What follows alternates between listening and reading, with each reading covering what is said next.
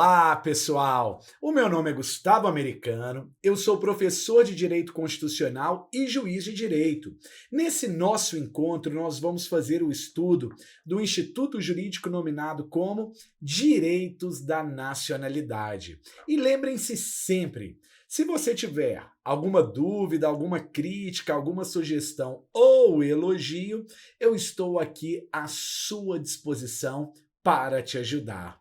Então coloquem, sem mais delongas, grande ponto jurídico constitucional, objeto do nosso estudo, direitos da nacionalidade.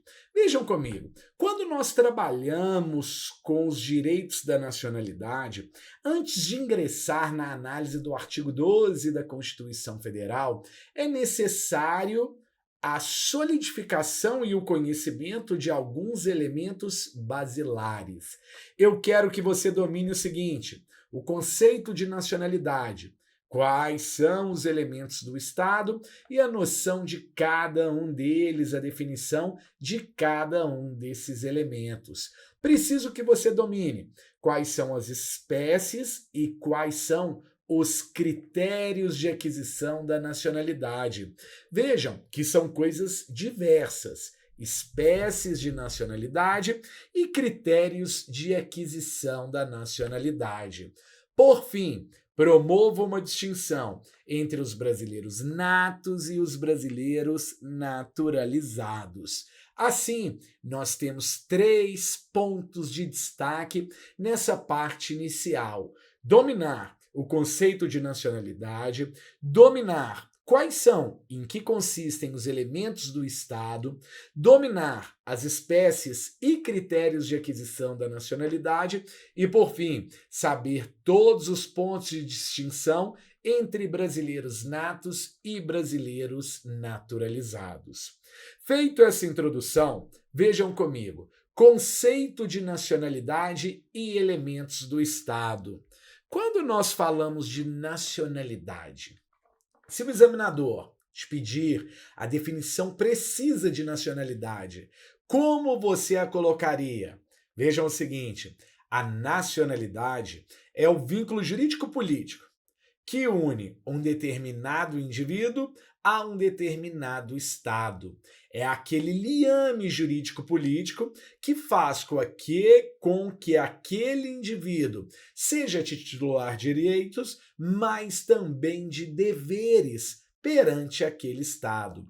Portanto, quando se fala em nacionalidade, vínculo jurídico-político que une um indivíduo a um determinado Estado, tornando-o, por consectário, nacional daquele Estado. É o liame que faz com que aquele indivíduo seja titular de direitos, mas também cumpridor de obrigações para com aquele Estado.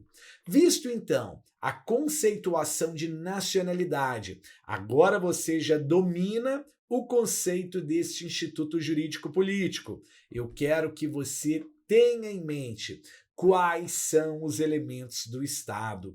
Vejam o seguinte: quando nós falamos de elementos do Estado, são aqueles elementos mínimos que obrigatoriamente devem se fazer presentes para que um determinado Estado assim seja considerado como tal. Alguns doutrinadores aglutinam esses 3 elementos em 3 categorias. Outros doutrinadores aglutinam esses elementos em 4 categorias. Mas no final das contas, a ideia central e basilar é única. Por quê? Porque os doutrinadores, sejam da categoria tricotômica ou não, trazem como ponto comum e primeiro elemento o povo, como segundo elemento o território, e alguns doutrinadores, aqueles da corrente tricotômica, entendem que o terceiro elemento é o governo soberano. Outros entendem pela distinção entre esses elementos, entendendo-os como elementos autônomos e segregando governo e soberania. Portanto, sejam 3, sejam 4 elementos apresentados, é uníssono que povo território, governo e soberania obrigatoriamente devem se fazer presentes para que, então, um Estado, sob o aspecto jurídico-constitucional, com E maiúsculo, seja, então, constituído. Vejam comigo, quando nós falamos do primeiro elemento, do povo, nós estamos trabalhando com o quê? Justamente com o conjunto de nacionais daquele Estado, aquelas pessoas que possuem um vínculo jurídico, um liame político, jurídico com aquele Estado, que fazem com que esses indivíduos sejam considerados nacionais daquele Estado e, portanto, cumpridores de direitos e obrigações. Quando nós trabalhamos com o povo, portanto, nós estamos falando de nacionais daquele Estado. Vejam que o conceito de povo não se confunde com o conceito de população. Isso porque o conceito de população é um conceito meramente aritmético, que significa dizer o conjunto de pessoas que estão presentes em um determinado estado no momento em que uma contagem é realizada. Portanto, povo não se confunde com população. População, um elemento meramente aritmético. E vejam o seguinte: povo também não se confunde com nação, porque quando nós falamos de nação, nós estamos falando daquelas pessoas que estão em um determinado estado ligada por traços de homogeneidade, sejam linguísticos, seja étnicos, sejam religiosos. O que importa então em saber é que povo, de maneira bem simples, o conjunto de nacionais de um determinado estado. Agora vejam comigo. Segundo elemento, um território. O que significa território para fins de constituição de um estado? É aquele limite geográfico dentro do qual aquele estado com E maiúsculo exerce o seu poder de mando, exerce o seu poder de soberania. Nós precisamos ter em mente que estados exercem seu poder de mando dentro do seu território, não podendo extrapolar aqueles limites. Portanto, ao se falar em território, algo simples, limite geográfico, dentro do qual aquele estado exerce o seu poder de mando. Como terceiro elemento, soberania. O que significa soberania? Vejam aqui comigo, nós vamos até passar por isso em quadros mnemônicos. Aqui nesse primeiro, a situação atinente ao povo, com a ideia trabalhada da nacionalidade, e a distinção para a situação atinente à população e situação atinente à nação. Agora vejam o seguinte, vimos a questão do território, limite geográfico. Agora eu quero que você tenha em mente o seguinte: no que diz respeito à soberania, um dos elementos necessários para a constituição do Estado. Quando se fala em soberania, você precisa ter em mente que ela apresenta efeitos tanto no plano interno, dentro daquele limite geográfico, quanto para além daqueles limites geográficos. E qual é a noção que precisamos ter? Vejam o seguinte: ao se falar em soberania com efeito interno, nós estamos trabalhando que não existe nenhum poder de mando superior dentro daquele território, dentro daquele estado. Quando nós falamos de soberania, nós falamos que no plano interno é a última palavra que é dada e não se tem conversa. Mas é importante que você saiba também os efeitos externos da soberania, que são aqueles efeitos que se projetam para além daqueles limites geográficos. E quando nós falamos de efeito externo da soberania, nós trabalhamos com a seguinte ideia. Vejam comigo: independência daquele Estado no trato com outras nações e com outros organismos internacionais. Portanto, no plano interno, poder superior, definitivo, não há nada maior poder de mando, poder de última decisão. No plano externo, independência, para promover um relacionamento no trato com outros estados ou com outros organismos internacionais. E por fim, para que a gente possa então finalizar os 4 elementos do Estado. Quando nós falamos de governo, qual é a ideia que você precisa assimilar? Quando nós falamos de governo, nós estamos falando de uma dupla capacidade. Uma capacidade de promover a elaboração de leis que irão guiar aquele Estado, bem como uma segunda capacidade de exigir o cumprimento destas leis que foram elaboradas, porque tão importante quanto elaborar é também a exigência de cumprimento. Ou seja, 4 elementos indispensáveis para que um Estado, então, seja constituído: povo, conjunto de nacionais; território, limite geográfico; soberania, com efeito interno e efeito externo; interno, último poder de mando; externo, independência com outros estados e organismos internacionais; e governo, capacidade de elaboração de leis e exigência do seu cumprimento. Com isso, você já consegue dominar os 4 elementos indispensáveis para a constituição de um Estado. Claro, um Estado com E maiúsculo. Agora vejam o seguinte: não caiam em pegadinha de prova. Quando o examinador lhe perguntar quais são as espécies de nacionalidade, é algo que não se confunde com os critérios de aquisição de uma determinada nacionalidade. Portanto, deixe o seu caderno bicolunado. De um lado, nós vamos estudar as espécies de nacionalidade e do outro lado, nós vamos estudar os critérios de aquisição de uma determinada nacionalidade. Vejam o seguinte: quando nós falamos de espécies de nacionalidade, nós temos 2 grandes espécies de nacionalidade. Nós temos a nacionalidade primária, com todas as palavrinhas sinônimas: originária ou involuntária. E nós temos a nacionalidade secundária, da mesma maneira, com todas as palavrinhas sinônimas: adquirida ou voluntária.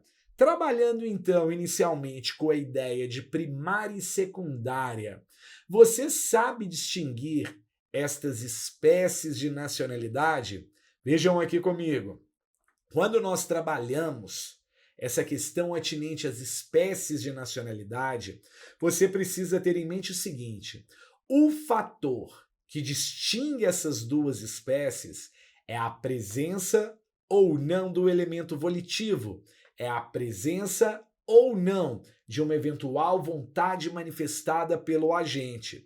Isso porque, como o sinônimo diz, quando nós falamos de uma nacionalidade primária, nós estamos trabalhando com a ideia de uma nacionalidade involuntária. Significa dizer que é aquela nacionalidade que foi adquirida por aquele indivíduo sem tomar por base o seu elemento volitivo, ou seja, sem existir uma manifestação de vontade de um indivíduo em um determinado sentido, ele adquire a nacionalidade brasileira. Essa nacionalidade, brasileira não, qualquer nacionalidade, essa nacionalidade, ela é imposta ao indivíduo, prestem atenção, ela é imposta porque não há presença do seu elemento volitivo. Ela é imposta no momento do seu nascimento com vida. Diferente é a nacionalidade secundária. Isso porque, como o próprio sinônimo aqui faz menção, ela é tida como voluntária, ela é tida como adquirida. Aqui há a presença do elemento volitivo do agente. Aqui há uma vontade manifestada pelo agente em adquirir aquela nacionalidade. Não há imposição nenhuma na aquisição dessa nacionalidade. Vocês conseguirão fazer uma ligação entre nacionalidade secundária, adquirida ou voluntária, com a questão atinente à naturalização. Isso vai ficar bem claro ao longo do nosso encontro, por uma razão muito simples. A naturalização é aquela nacionalidade que é adquirida com base no elemento volitivo do agente. Portanto, falou-se em nacionalidade primária ou secundária como espécies de nacionalidade, falou-se então em nacionalidade que é imposta ao agente no momento do seu nascimento ou nacionalidade que é adquirida pelo agente com base no seu elemento volitivo. Vimos então as espécies. Agora mudamos para os critérios de aquisição da nacionalidade. Quais são os dois grandes critérios de aquisição de nacionalidade? Vejam aqui, dois grandes critérios. O jus soli, também conhecido como critério da territorialidade, e o jus sanguinis, também conhecido como critério do sangue. Vejam comigo e prestem atenção porque é algo muito simples. Quando se fala em jus soli, o critério que determina a nacionalidade do agente é o território onde ele nasceu. Quando se fala em jus sanguinis ou critério do sangue, para se determinar a nacionalidade de um agente, analisa-se então os seus vínculos de ancestralidade, analisa-se a sua carga de ascendentes. Vejam que esses critérios não são estanques e esses critérios podem perfeitamente ser cumulados por um determinado estado.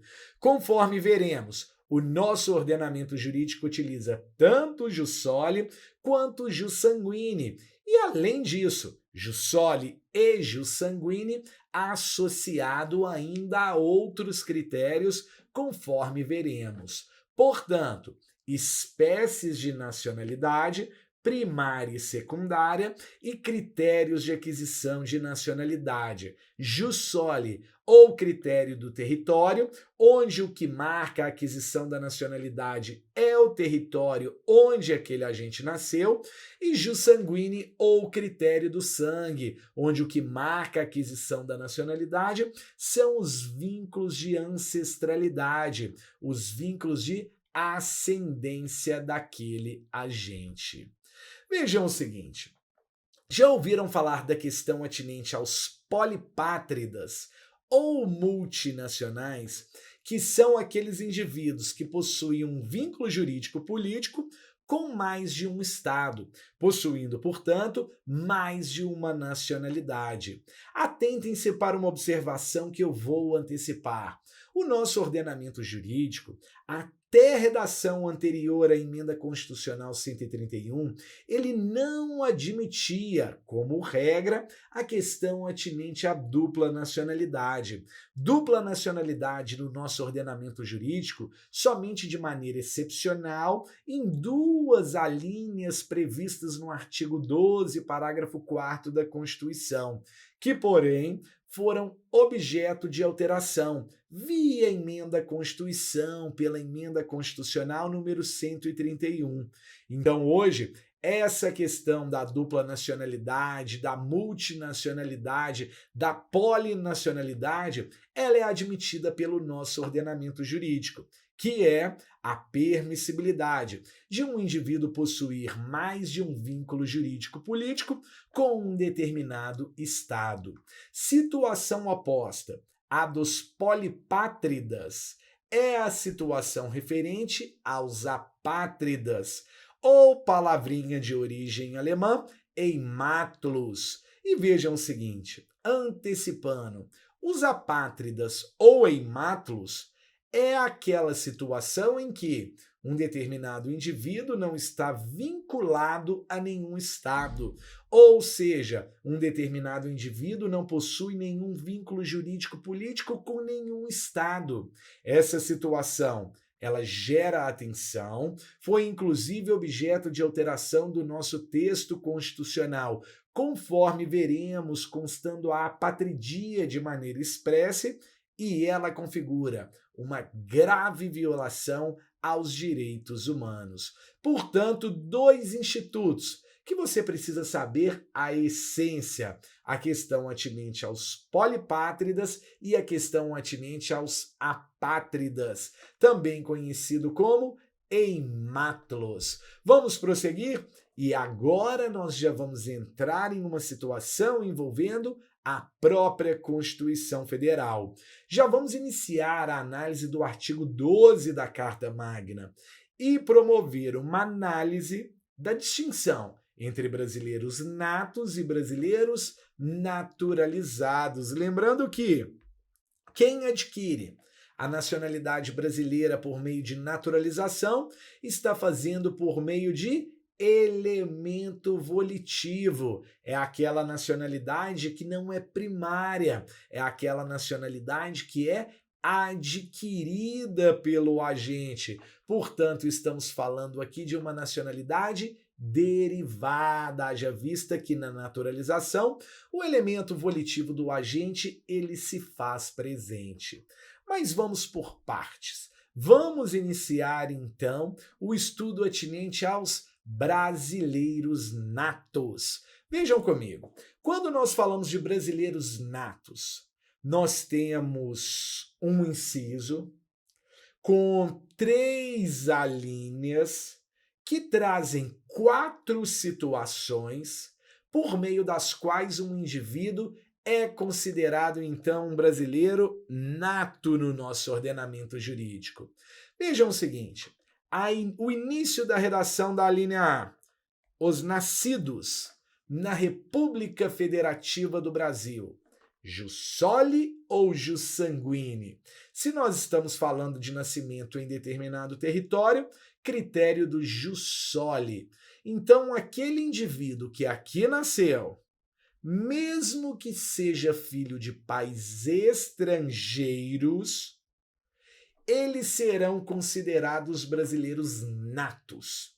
A única tensão é a seguinte: se estes pais estrangeiros estiverem a serviço de seu país, esse indivíduo não será considerado brasileiro nato.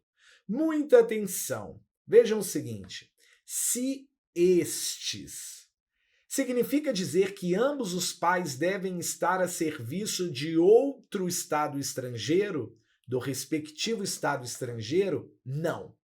O alcance dessa palavrinha estes é a seguinte: se ambos os pais estrangeiros estiverem a serviço de seus países estrangeiros, preenche-se o requisito.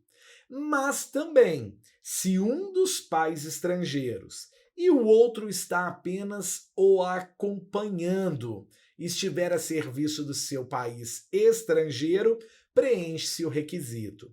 Chamo a atenção para o seguinte: imagine que nós estamos em solo brasileiro. Veio para cá um casal em missão policial. Só que esse casal, eles são um casal de argentinos. Só que esse casal de argentinos veio em missão policial representando o estado do Uruguai, porque decidiram mudar para o Uruguai em algum momento da vida e passaram em um concurso lá. E era permitido que estrangeiro ocupasse aquele cargo. Esse casal de argentinos, que na verdade estão a serviço do Uruguai, a esposa estava grávida. O filho nasce em território brasileiro. Esse filho é brasileiro nato? Vejam aqui com muita atenção. Eles estão a serviço do seu país? Estão a serviço da Argentina? Estão a serviço do Uruguai. Então, atenção à situação que é colocada, porque quando se fala de artigo 12, inciso 1, a linha A, essa maldade de prova sempre é cobrada. Afasta-se a nacionalidade brasileira nata se esse casal está a serviço do seu país.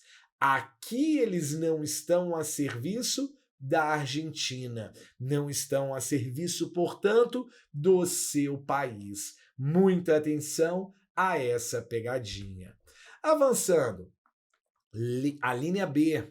Ainda é considerado brasileiro nato os nascidos no estrangeiro, de pai brasileiro ou mãe brasileira. Critério, então, aqui do jus sanguinis. Vejam que há uma condicionante, desde que qualquer deles, seja o pai, seja a mãe, esteja a serviço da República Federativa do Brasil. Está a serviço da República Federativa do Brasil, da administração pública direta ou indireta de qualquer esfera, seja federal, seja estadual, seja distrital ou municipal, será considerado, então, brasileiro nato. Veja que é uma situação equivalente à situação colocada na linha A. Agora vejam o seguinte: não nasceu em território brasileiro, nasceu em território estrangeiro. Ocorre que os seus pais estavam de passagem, estavam a passeio, não estavam a serviço da República Federativa do Brasil. Há alguma possibilidade constitucional desse agente ser considerado brasileiro nato? Sim. A primeira hipótese, qual é? Ainda aplicando a questão atinente ao jus sanguíneo, ele vir a ser registrado em repartição brasileira competente. Se o registro for comunicado ao consulado ou à embaixada brasileira no exterior, esse bebezinho que lá nasceu, que é filho de brasileiro, pai brasileiro ou mãe brasileira, mas que não estavam a serviço da República Federativa do Brasil, ele será considerado brasileiro nato. Mas vejam o seguinte: esse bebezinho, esse agente nasceu no exterior, filho de pai brasileiro ou mãe brasileira. Nenhum dos dois estava a serviço da República Federativa do Brasil. Esqueceram e não comunicaram o nascimento ao consulado ou à embaixada. Há alguma possibilidade ainda deste agente ser considerado brasileiro nato? Sim. Se esse agente vier a residir na República Federativa do Brasil e depois de atingir a maioridade, ou seja, depois de perfazer 18 anos, chegar perante a autoridade brasileira competente e dizer o seguinte: eu opto pela minha nacionalidade brasileira, será então considerado como brasileiro nato. Vimos então as 4 hipóteses previstas em 3 alíneas em um inciso, em que o indivíduo é considerado brasileiro nato. Vamos entender agora como o indivíduo pode ser considerado então brasileiro naturalizado? Vejam o seguinte: a disciplina de aquisição derivada da nacionalidade brasileira, ela se inicia no inciso 2 do artigo 12, quando diz o seguinte: os que, na forma da lei, adquiram a nacionalidade brasileira. Então existe uma lei, o antigo Estatuto do Estrangeiro, o atual Estatuto do Imigrante, com mais de 100 artigos que disciplinam formas de aquisição da nacionalidade brasileira. Isso não nos interessa. Interessa você única e exclusivamente sobre essa parte saber que existe o Estatuto do Estrangeiro. Mas o que interessa é aqui: exigidas aos originários de país de língua portuguesa, atenção aqui que nós não estamos falando de Portugal, estamos falando de língua portuguesa. Quais requisitos? 2 requisitos: 1 ano ininterrupto aqui residindo e idoneidade moral. Se um determinado agente é originário de algum desses países, Angola, Açores, Cabo Verde, Moçambique, o próprio Portugal, claro, e Timor-Leste, e reside aqui por 1 ano ininterrupto e possui idoneidade moral, ele poderá, veja que eu disse, poderá adquirir a nacionalidade brasileira. E por que poderá? Por uma razão muito simples. A aquisição da nacionalidade brasileira é um ato de soberania estatal. É deferida de acordo com o juízo de conveniência política da mais alta autoridade do chefe do executivo. Portanto, poderá.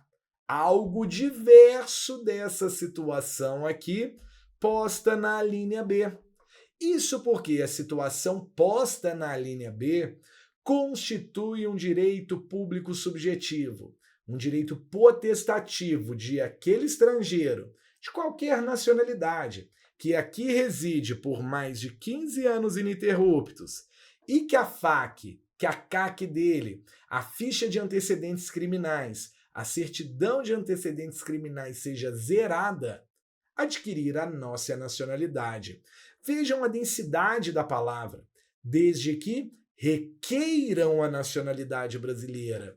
Então, aquele estrangeiro que aqui reside por mais de 15 anos ininterruptos e que não possui nenhuma condenação criminal, seja por crime, seja por contravenção, ele possui o direito público subjetivo, ele possui o direito potestativo de adquirir a nacionalidade brasileira. Vamos fazer um pause aqui e no próximo bloco voltamos com muito mais.